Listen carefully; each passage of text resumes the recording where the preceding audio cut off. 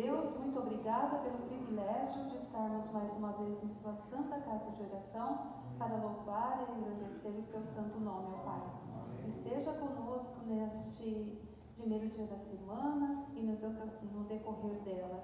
Também clamamos, ó Pai, que seu Santo Espírito dirija este culto, que ele possa inspirar o pregador desta noite, que ele possa falar somente para a sua honra e glória, Pai. Palavras de sua santa palavra, né, que o Senhor nos deixou, e que sirva para o nosso dia a dia também, quanto para o nosso crescimento espiritual, ó Pai. Pedimos também que o Senhor nos prepare para a sua volta, que possamos escolher que o Senhor seja o primeiro em nossa vida e sejamos vencedores em Ti, ó Pai. Perdoa os nossos pecados, nos prepare para a sua volta, em nome de Jesus. Amém. Boa noite a todos, sejam muito bem-vindos à Casa de Deus. Eu tenho 2 recadinhos do diretor jovem, o Jonathan Prioli. Um deles é que na sexta-feira vai ter um super pôr do sol. Sexta, sábado e domingo é o final de semana jovem. Então, na sexta-feira, às 19h30, todos estão convidados, né, para assistirem aqui o pôr do sol jovem. Tá bom? Vai ser, não quiseram mexer no horário, então vai ser às 19h30, porque todos já estamos acostumados. Então, venham, tragam pessoas da família, convidem, né, todos mais. E também, o Jonathan está aí, achei que não tinha. Também, no sábado, nós queremos, de manhã, o pastor Adriano estará conosco, e à tarde, 2 sessões do Prisma Brasil, tá? Às 17h e às 19h, como já vem sendo divulgado. E no domingo, volta também o culto jovem, tá? O departamento jovem, sob a direção do Jonathan, vai realizar o culto. Então, são esses recados, e para vocês convidarem pessoas também. Muito obrigada. Agora podemos continuar a adoração com os dízimos e a oferta.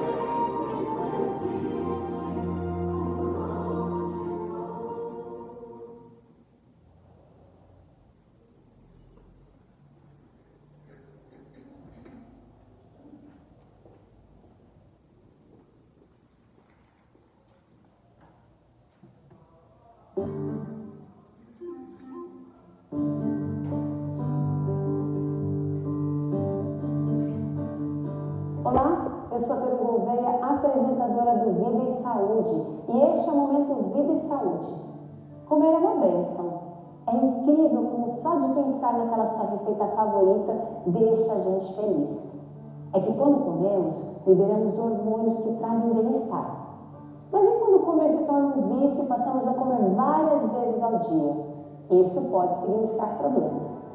A revelação e também a ciência hoje recomendam 2 ou 3 refeições ao dia.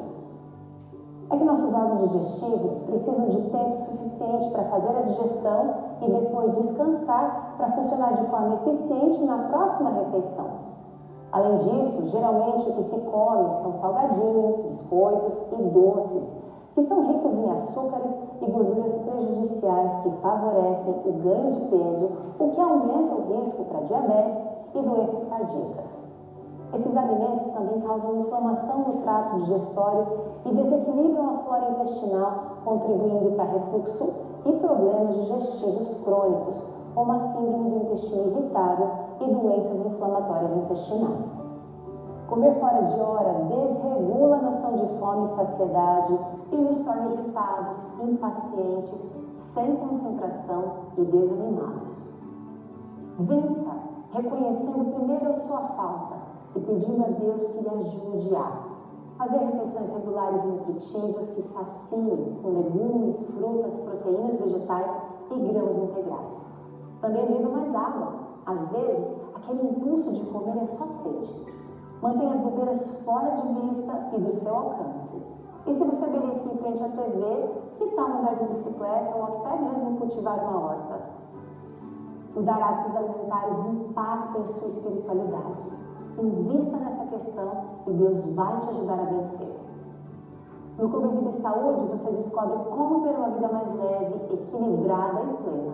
Procure o líder do Departamento de Saúde da sua igreja e saiba como se tornar membro do clube. E não se esqueça, de segunda a sexta, às 16 horas, você pode acompanhar o programa Vida e Saúde da TV Novo Tempo. Até o próximo momento, Vida e Saúde.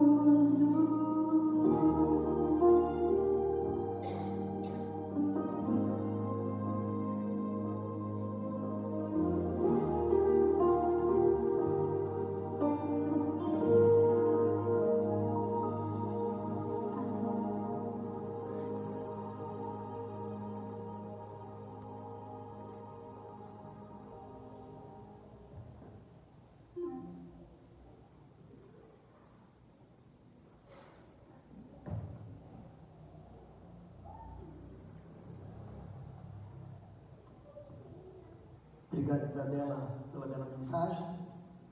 Fico muito feliz de estar na casa de Deus.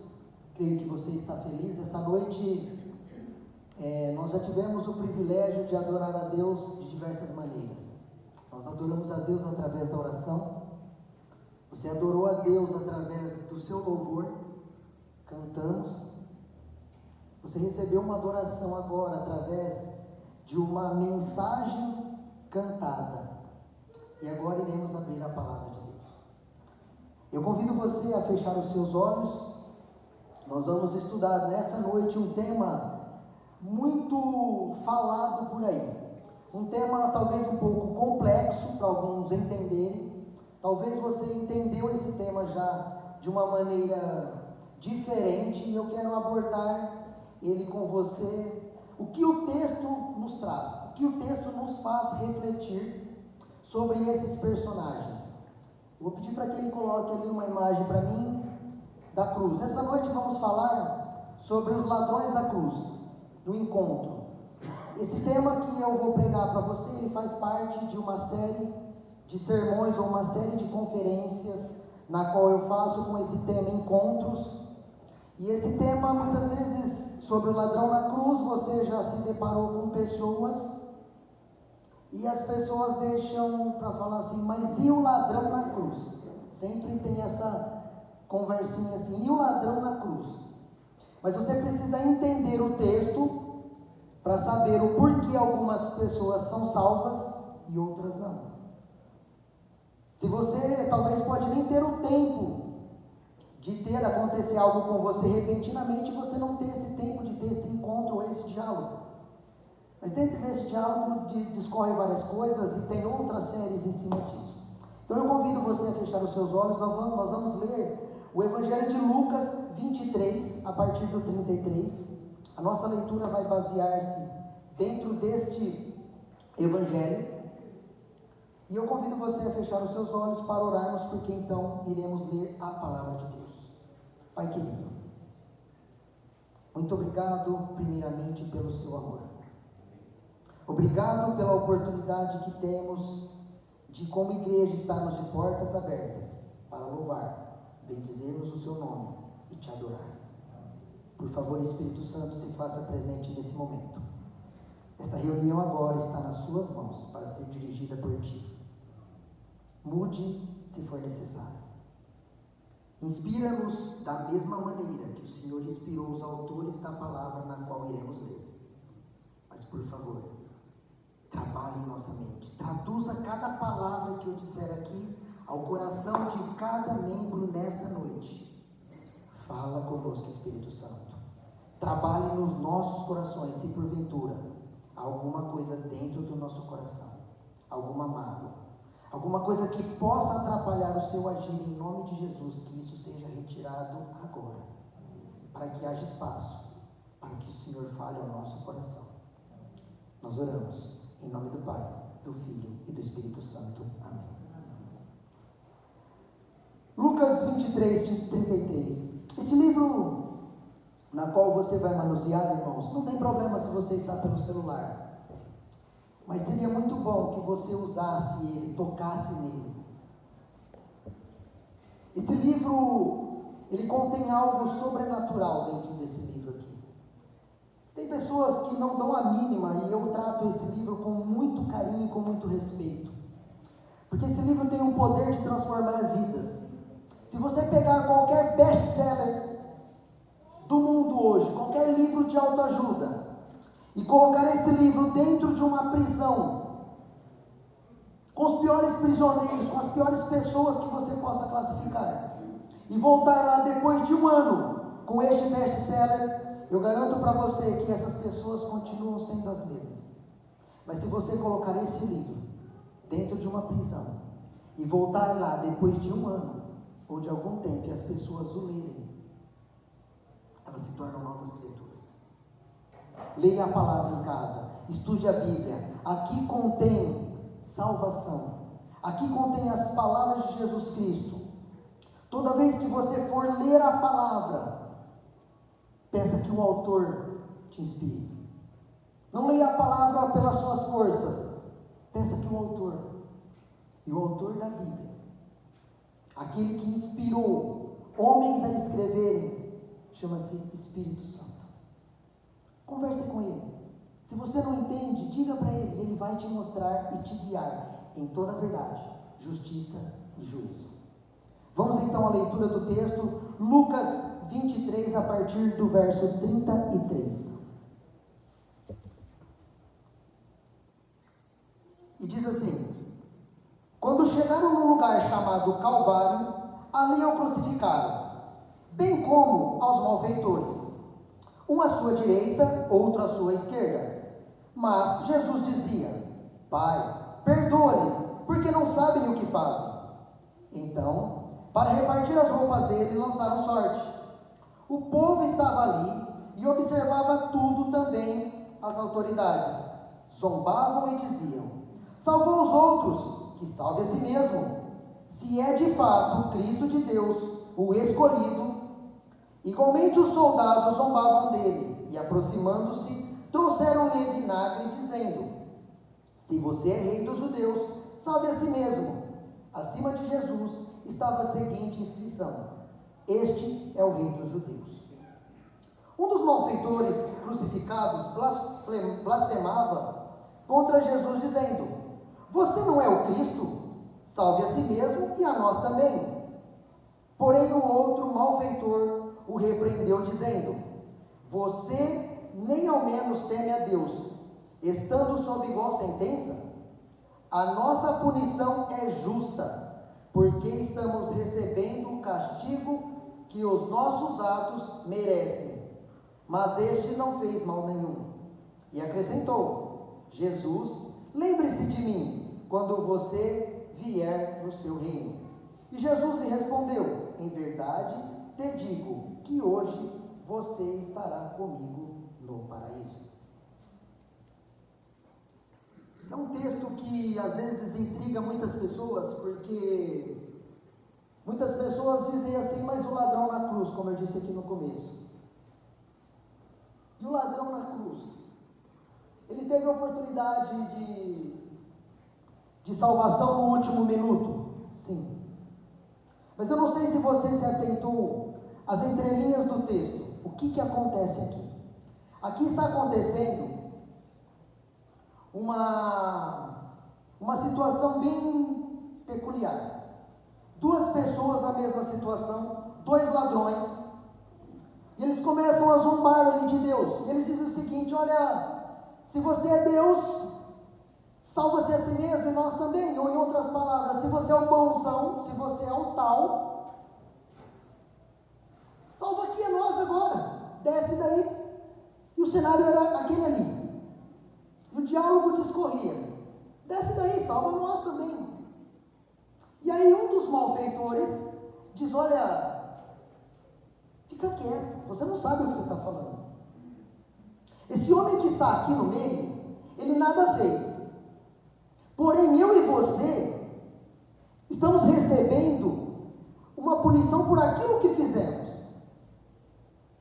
Os nossos atos fizeram com que eu e você estivéssemos nessa cruz. Mas esse homem nada fez. E ele olha para Jesus e fala assim: Jesus, por favor, lembre-se de mim quando você vier no seu reino. E aí Jesus diz essas palavras, né? Olha, essa verdade que eu estou te dizendo hoje, que você vai estar comigo no paraíso, é uma realidade para a sua vida, porque aquele homem entendeu o que era o Evangelho. O que acontece aqui, e eu quero começar a refletir com você nessa noite, que um malfeitor, existem dois malfeitores, um malfeitor sai condenado e o outro sai dessa história salvo. E a pergunta que eu quero fazer, eu sempre faço perguntas nos meus sermões, para você refletir na sua mente e responda para você mesmo. Por que alguns se encontram com Jesus e saem salvos? Outros se encontram com Jesus e saem condenados. Porque as pessoas, algumas pessoas, elas presenciam a mesma mensagem, elas estão no mesmo ambiente, ouvem a mesma palavra e não têm um encontro real com Jesus. Quero falar um pouco sobre esses dois homens. Esses dois homens, eles não são simples ladrões como você possa ter pensado. O que está acontecendo aqui, nessa cena, é uma sentença de pena de morte. Eles estavam sendo condenados porque o que eles haviam feito era digno de sentença de morte, era digno de serem mortos. Acontece que Jesus está na mesma situação. Eles entenderam que aquilo que Jesus havia cometido também era passivo de morte. Jesus precisava passar pela pena de morte. Então Jesus é condenado à execução, juntamente com Jesus, dois malfeitores. Ou seja, esses dois não cometeram um crime qualquer. Roubar alguma coisa naquela época não era passivo de pena de morte. Roubar alguma coisa naquela época, roubou um animal, roubou uma ovelha, roubou comida, vai ser morto. Não era assim. A pena de morte, ela estava ligada naquela época a assassinatos. Então esses dois homens, eles não eram simples ladrões. Tudo indica que eles eram assassinos. Além de roubar, trapacear, enganar, eles haviam matado pessoas. Aqueles dois homens estavam sendo condenados porque eles haviam matado pessoas também. Antes de falar do ladrão que não foi salvo, eu quero que você volte um pouco aí na sua Bíblia e leia o verso 35 e 36 comigo. O povo estava ali e observava tudo. Também as autoridades zombavam e diziam: salvou os outros, que salve a si mesmo, se é de fato o Cristo de Deus o escolhido. Igualmente os soldados zombavam dele, e aproximando-se, trouxeram-lhe vinagre, dizendo: se você é o rei dos judeus, e vamos parar por aqui. Vamos entender agora o primeiro tipo de pessoa que não encontra salvação é encontrar com Jesus. É classificado como estes soldados. Olha a abordagem que o soldado faz. Muitas das vezes é a nossa abordagem que fazemos quando estamos diante de Jesus. Talvez por isso que muitos não tenham um encontro real com Jesus. E aquele soldado romano olha e fala assim: olha, se você é o rei dos judeus, salve a si mesmo. Quem é esse soldado romano? Aqui é um homem que está bem.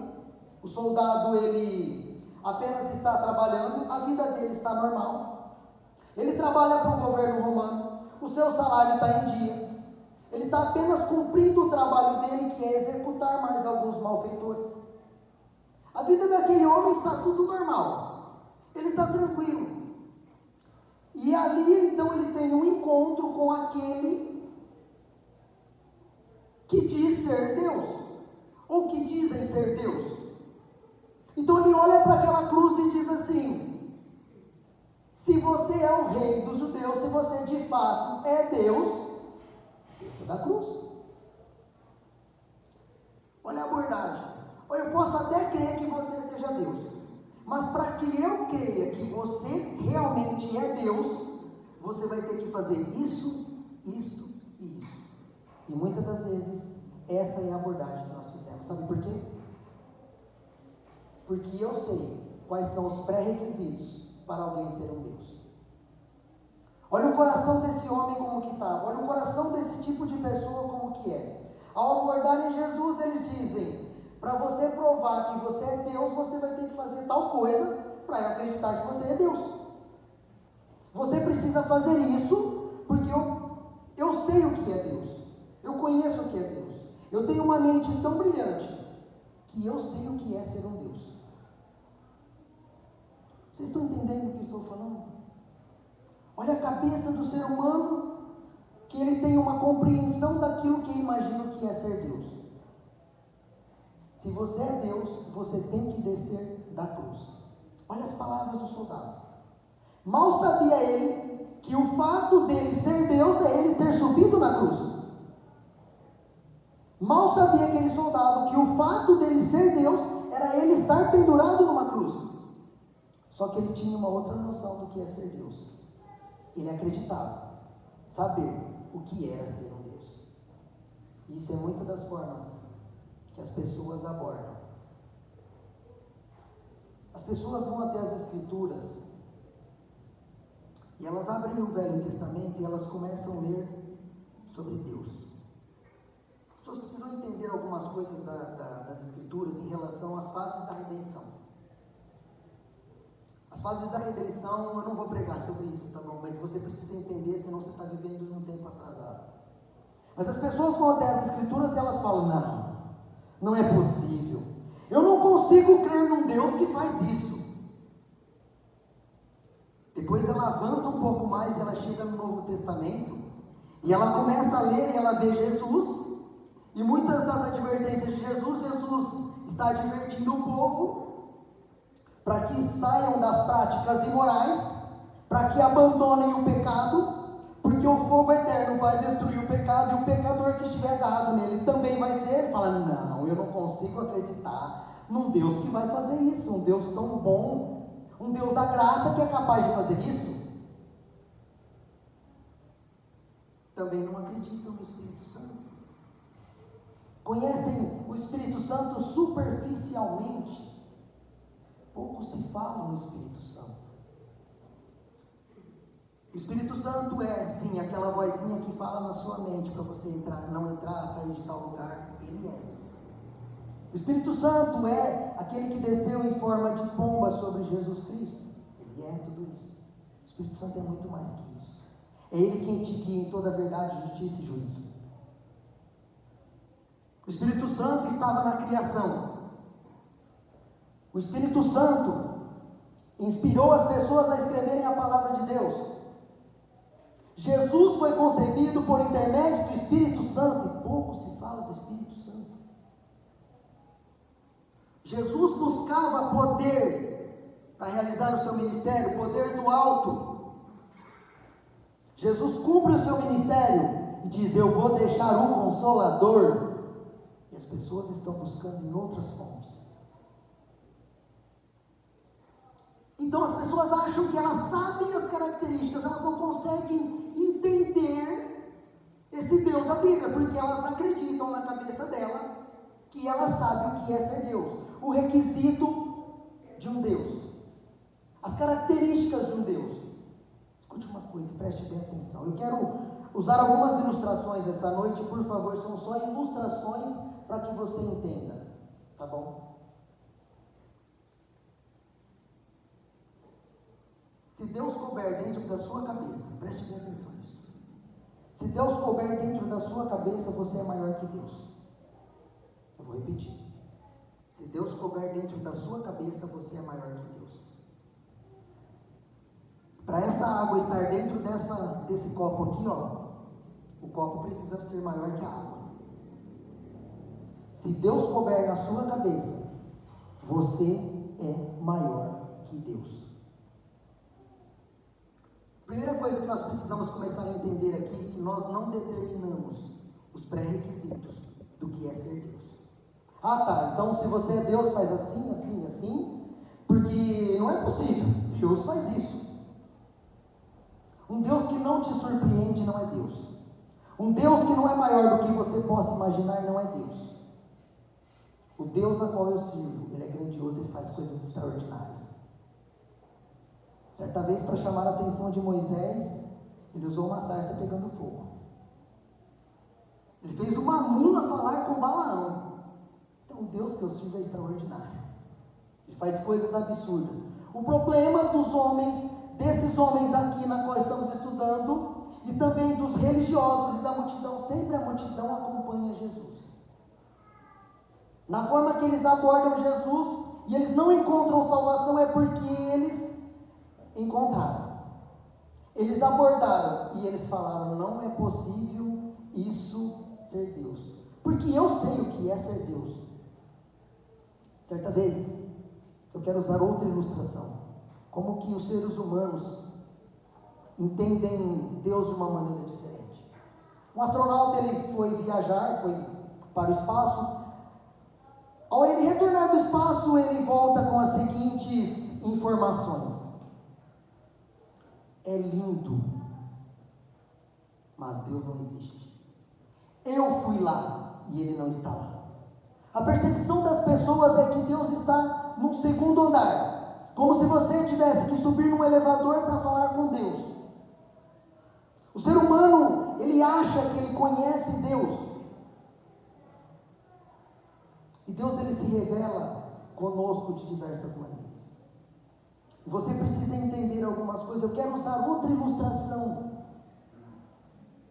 para que você possa compreender isso melhor.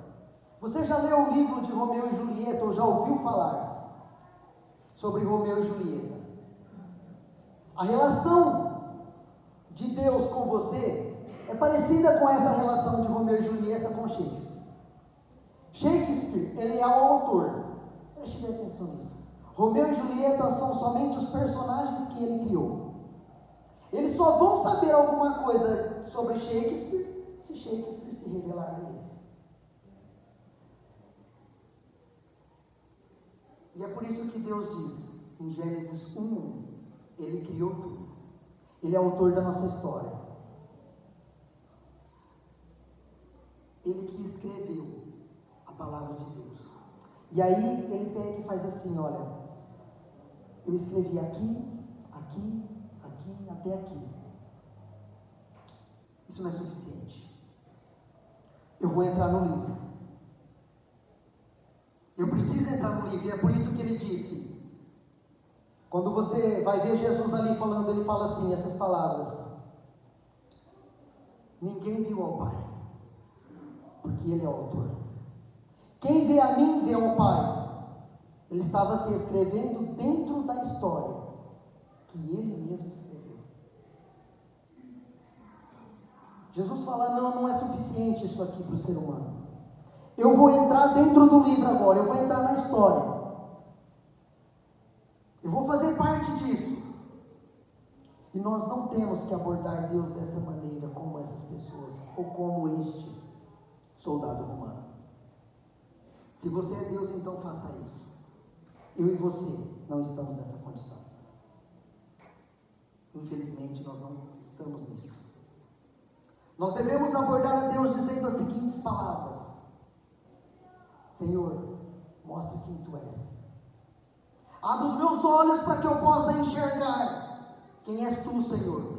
Das maravilhas, daquilo que Tu queres se revelar na minha vida, daquilo que Você quer para mim. Esta é a primeira atitude que não encontra salvação. O que eu quero que você entenda nessa noite é que se você está deixando para a última hora, para ter esse diálogo e achar que você vai falar assim: Senhor, lembra de mim, e Ele vai te levar para o céu, você está enganado. Preste atenção no que estamos estudando. O texto nos mostra quem encontra a salvação e quem não encontra. A segunda atitude que não encontra a salvação é deste ladrão, que eu vou chamar ele de ladrão número 2. A abordagem desse homem já é diferente do soldado romano. Ele está numa condição ruim, ele está sofrendo, ele tem dor. Esse segundo grupo de pessoas, ele está numa pior, ele está sendo executado. E olha a abordagem desse homem para com Deus. Ele diz assim: olha, se você é Deus, me tira dessa situação. Se você é Deus, prova para mim, fazendo uma coisa por mim. Talvez seja essa a principal abordagem em relação a Deus que as pessoas têm hoje, infelizmente. Se você é Deus, então cura meu filho. Ah, se você é Deus, resolva meu casamento. Se você é Deus, faz aparecer dinheiro na minha conta. Se você é Deus, salva a minha situação. Preste atenção. Não é muda a minha vida, é me salva desta situação. Tem uma grande diferença aqui. Me salva dessa situação que eu vou continuar sendo igualzinho o que eu era. Eu vou pedir para que os meninos coloquem uma imagem para você e eu quero que você reflita nessa imagem que vai ser projetada no telão. Se você é Deus, então pense no o seu coração?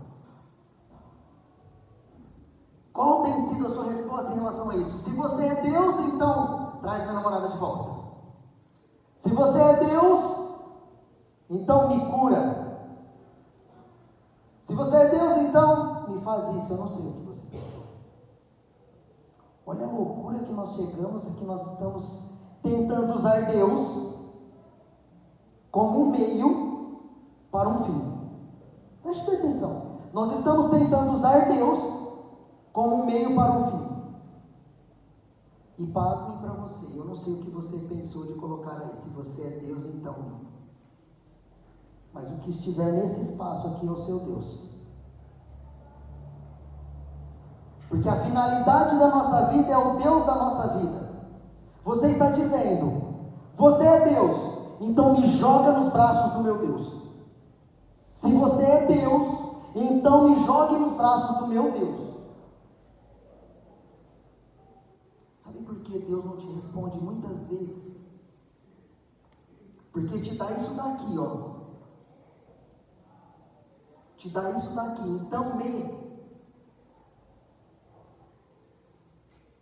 Isso é exatamente o que te colocou nessa situação de destruição. Te dar isso seria destruir a sua vida. E aquele ladrão agora está pedindo então para Jesus fazer para ele exatamente aquilo que colocou ele naquela situação. Aquilo que levou ele para aquela cruz, ele está pedindo para Jesus: olha, faça isso para mim. Me ajuda a pensar mais em mim, porque o que levou aquele homem para a cruz era pensar somente nele. Ele roubou, ele matou, ele não pensou em consequências. Sabe por que Deus não responde a maioria das nossas orações? Porque te dá o que você está pedindo é destruir a sua vida. Ele não responde porque Ele te ama. Assim como eu não respondo a maioria das coisas que a Antonella pede para mim. Senão a Antonella já estaria com diabetes. Você é pai? Me dá uma caixa de bombom. Eu então, por ser pai, não vou te dar a caixa de bombom, eu vou te dar uma pera. É dessa maneira que Jesus faz quando nós pedimos as coisas, nós não sabemos pedir. E agora, qual é a abordagem que encontra a salvação? Eu quero pedir para o sonoplasta colocar para mim um fundo musical. Se eles quiserem voltar a outra imagem, sem problema. Qual é a abordagem que encontra a salvação? Quem é salvo nessa história? O ladrão número 2. Olha o que ele diz aí no verso 41 da sua Bíblia.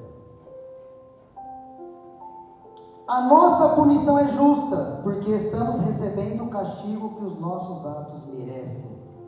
Mas este não fez mal nenhum. Este homem chega ao entendimento. Ele não tem que me salvar. Eu mereço estar nessa situação que eu estou, porque eu desonrei a Deus a minha vida inteira. Eu ignorei a existência do meu Criador. Eu ignorei a palavra. Eu vivi para mim a minha vida inteira. Ele está dizendo, eu mereço estar nessa situação. Eu sou mau. Ele reconhece a sua condição de pecador. E os olhos da religiosidade diz, ele é mau. Ele não merece. Jesus, puna-o.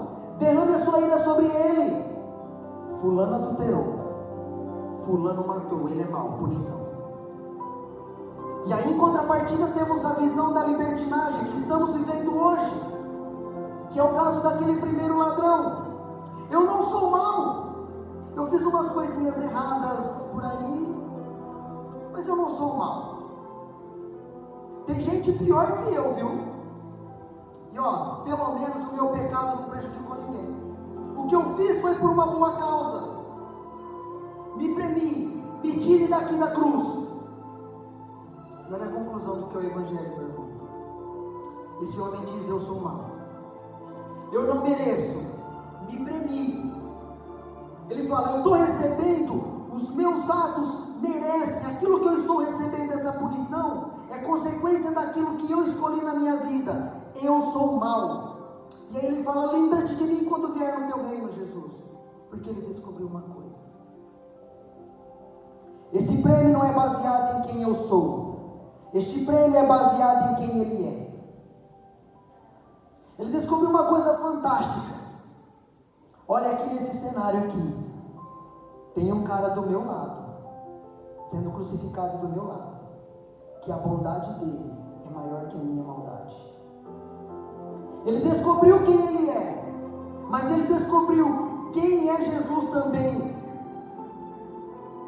Isso é evangelho, irmãos. Isso é evangelho. As pessoas acham que eles vão chegar perante Jesus naquele dia e vai falar para Jesus: me perdoa, Jesus. Você não vai ser salvo. Desculpa. Muitos de nós pedimos um perdão para Jesus sem arrependimento. Um perdão com medo das consequências. Muitos de nós não matamos as pessoas com medo de ficar 30 anos preso, porque se não ficasse preso, muita gente cometeria assassinato. Esse homem, ele entendeu o evangelho, e você precisa entender o que é o evangelho.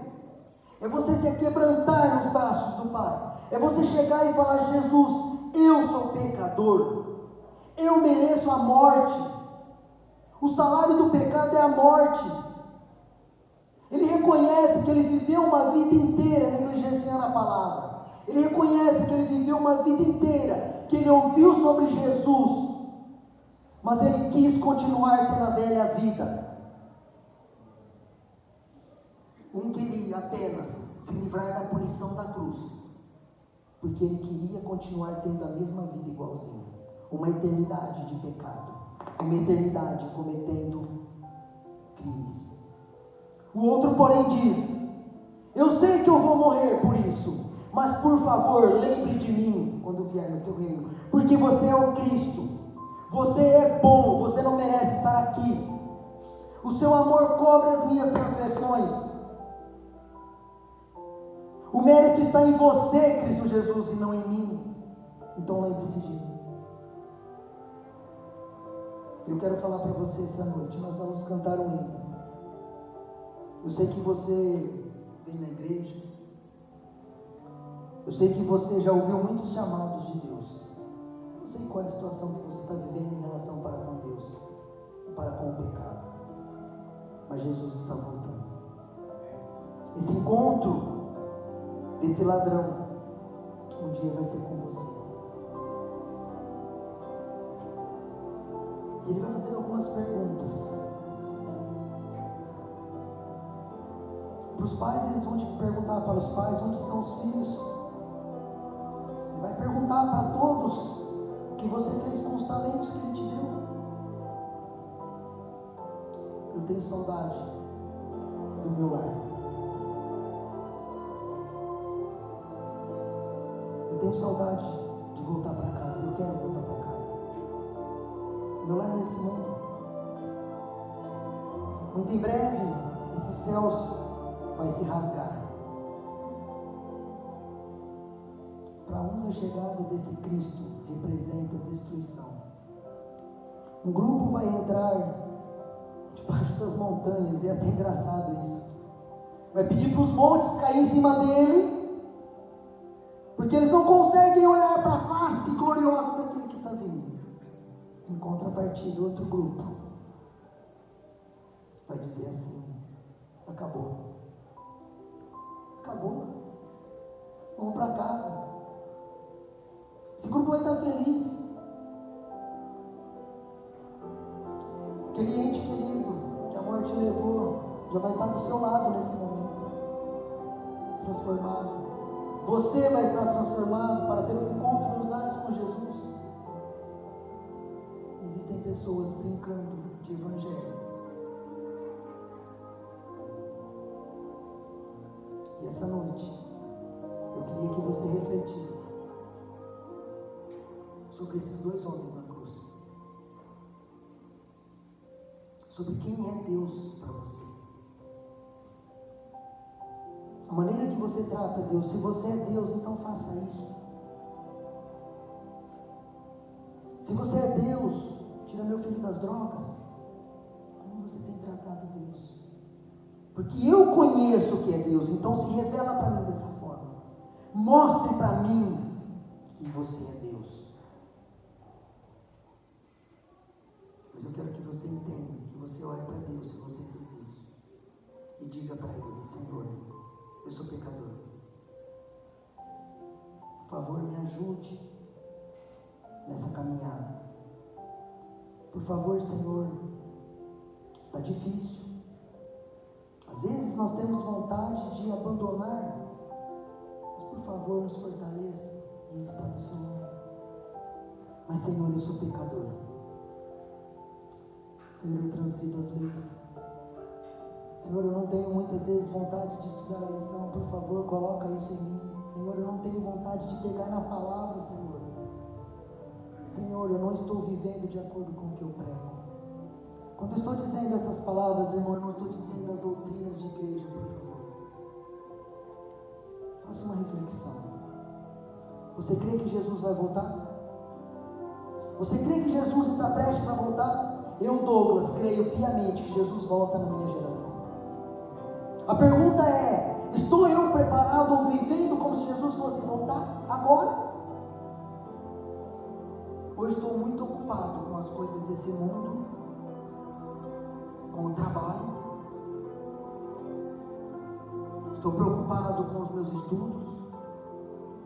Estou preocupado com muitas coisas, menos com Ele. Existe um grupo de pessoas, irmãos, que não entenderam o Evangelho. Por favor, faça uma reflexão na sua vida, por favor. Peça para Deus. É uma oração difícil fazer essa oração como Davi fez, mas esquadrinha o meu coração. Olha nas profundezas aqui dentro e transforma a minha vida. Porque existe um grupo que é missionário, que quer falar do reino. Existe também um grupo que são os ativistas religiosos. São bem parecidos, a linha é muito tênue, a linha é muito fina. A linha é muito fina. Um dia eu quero pregar para vocês sobre esse tema, isso é profundo, irmãos. Religioso e ativista. O religioso estuda a Bíblia, o ativista também. O religioso dá estudo bíblico, o ativista também. O religioso, o ativista e o missionário. O missionário, ele faz as 40 madrugadas, os 10 dias de oração, o ativista também.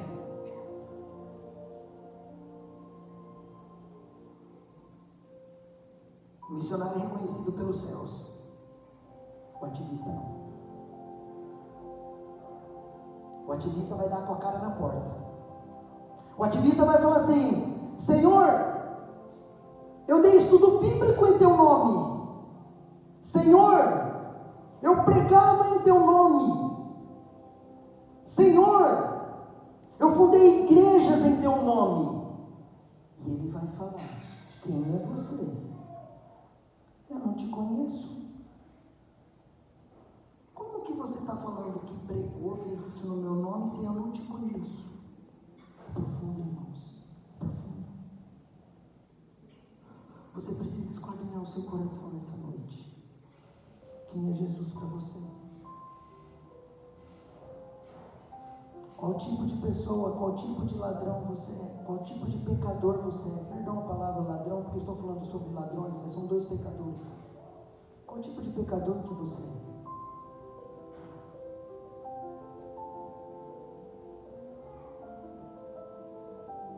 Essa noite o Espírito Santo pede para falar para você. Nós vamos ouvir uma música, um chamado. Se você tem relutado em questão de batismo, em questão, não sei qual que é a sua luta com Deus, eu não sei. Ou questão de entrega, eu não sei de verdade. Mas Ele pede para dizer para você tomar a decisão. Você vai ouvir uma música, eu vou pedir que o sonoplasta coloque essa música. Não deixe para a última hora. Porque é muito complexo essa questão de cruz, a interpretação de achar que chegar na última hora da cruz e falar: Senhor, lembra de mim, eu estou no reino, envolve reconhecimento de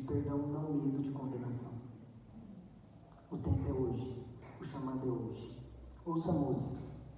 E se você sentir esse desejo, eu não vou pedir para você ficar de pé, não. Você vai fazer uma oração para Deus. Cante essa música e ore. Se você quer estudar mais a palavra de Deus, se você ainda não entende alguma coisa da palavra de Deus, eu estou disposto a estudar com você.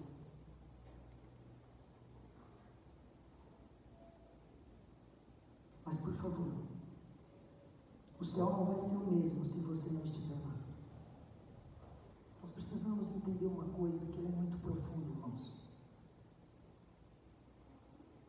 Afinal, eu quero fazer uma oração com vocês diferente. Você entendeu a mensagem? Você vai esquadrinhar o seu coração e você vai falar com Deus.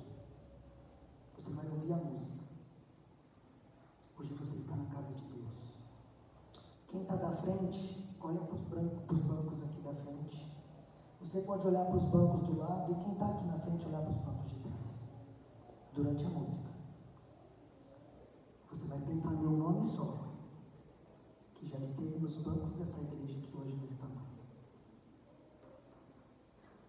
Uma pessoa que você ama e quer que essa pessoa esteja no reino do céu com você. Você vai orar por você durante a música, mas você vai orar por essa pessoa. A sua oração vai ser desta maneira. Não estou querendo ensinar você a orar, por favor, não entenda, mas ore dessa maneira, porque no final eu também vou orar. Espírito Santo, por favor, incomode essa pessoa onde ela esteja agora. Incomode aonde ela esteja, para que ela sinta algo sobrenatural na vida dela, a ponto dela ouvir a sua voz e saber que no dia de domingo a igreja adventista está aberta e que aqui não é o meu lugar. Aonde ela estiver, ela vai ouvir essa voz. Aí não é seu lugar. Volta para a igreja. Volta para a igreja.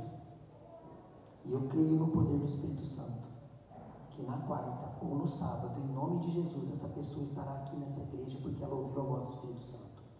Porque essa igreja clamou no domingo, às 8 horas e quase 40 minutos, a igreja estava prostrada, orando, intercedendo por esses afastados, por essa pessoa que você ama. O céu não vai ser o mesmo se essas pessoas não estiverem lá. Nós somos egoístas.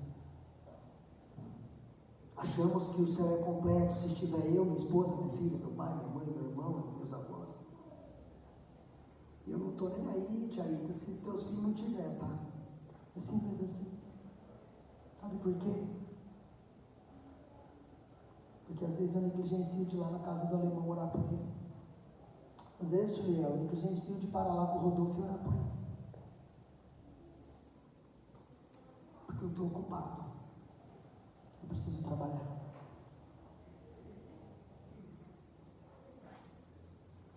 O céu não vai ser o mesmo céu se o alemão não estiver lá, Tiaíta. Se o Juninho não estiver lá, querido, o céu não é igual. Eu não sei quem você pensou. O sonoplasta vai pôr música. Você vai esquadrinhar o seu coração. Você entendeu a mensagem, essa pessoa não ouviu. Mas durante a música, na sua oração, você vai clamar por essa pessoa. E no final eu quero fazer uma oração especial por essas pessoas que você orou e pela sua vida. Ouça a música, em espírito de meditação, clame a Deus, abra o seu coração para Ele.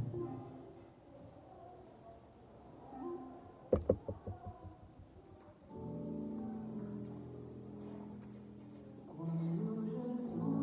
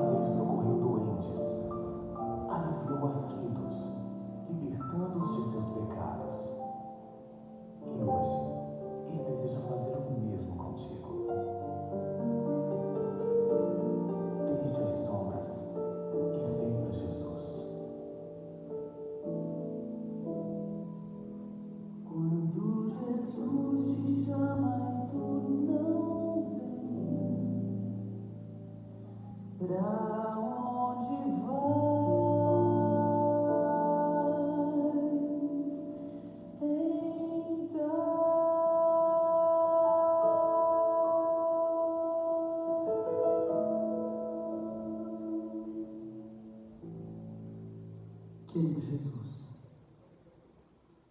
obrigado por falar conosco essa noite. Por favor, Espírito Santo, a sua igreja clamou nesta noite. Pais clamaram a Ti, citando o nome de filhos. Estão afastados. Por favor, Espírito Santo, faça algo sobrenatural na vida deles através da nossa intercessão.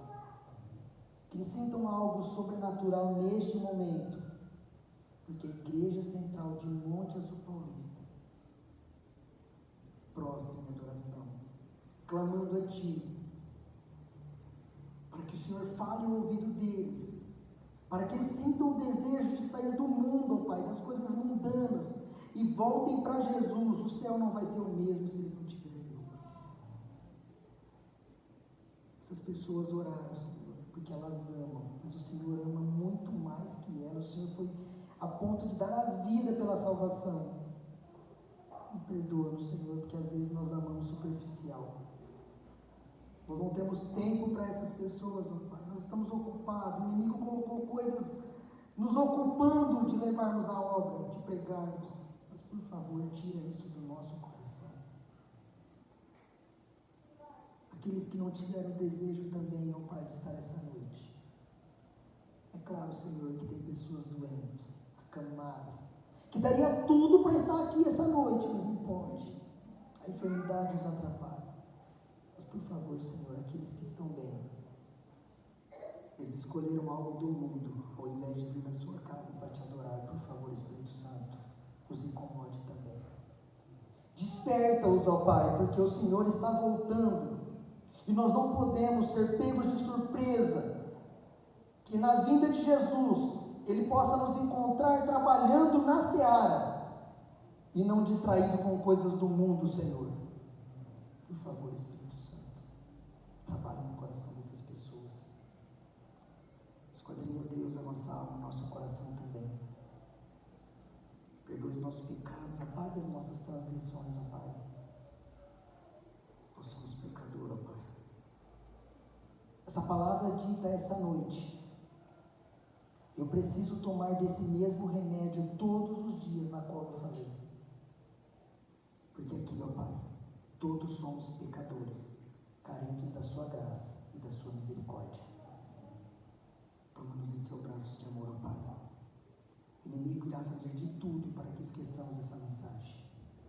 O inimigo fará de tudo para nos manter distraídos sobre a sua breve volta. Mas, por favor, Espírito Santo, desperta-nos, reaviva-nos e transforma-nos. Nós entregamos essas pessoas que oramos nas suas mãos, confiantes no poder do nome de Jesus Cristo, e nesse nome há poder. Espírito Santo, leve ao trono de graça do Pai esses nomes, mas trabalhe no coração e na mente deles. E em nome de Jesus, eles testemunharão que no dia de domingo, por volta de quase 9 horas da noite, eles sentiram algo sobrenatural, um desejo de voltar para casa, um desejo de voltar para os braços do Pai. Porque alguém esteve orando dentro dessa igreja, em teu nome. Nós oramos em nome do Pai, do Filho e do Espírito Santo. Amém, amém e graças a Deus. Eu vou estar à porta e quero dar um abraço em cada um de vocês, desejando uma feliz semana na presença de Jesus Cristo.